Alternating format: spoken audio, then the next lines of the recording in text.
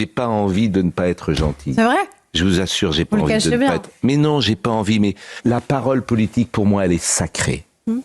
L'engagement, c'est sacré. La loyauté, c'est sacré.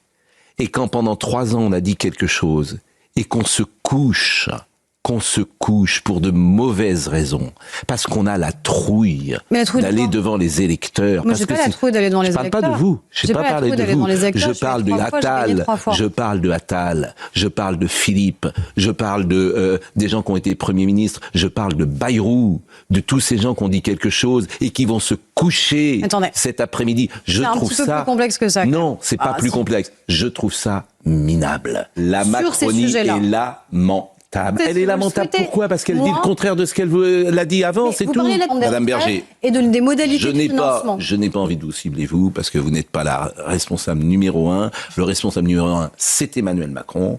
Après, vous avez ces premiers ministres qui sont lamentables, ces anciens premiers ministres. D'ailleurs, ils disent pique-pendre de lui aujourd'hui. Je pense à Édouard Philippe et Gabriel Attal qui se couchent devant leurs convictions. Enfin, c'est invraisemblable. Le niveau de déliquescence de ce pays est invraisemblable. Je peux pas vous dire autre chose. La parole politique, mais on va... La parole politique ne vaut rien. La parole politique, c'est de dire qu'aujourd'hui... Non, de ces gens-là, elle ne vaut rien. Écoutez, quand tu as dit tout et son contraire, elle ne vaut rien.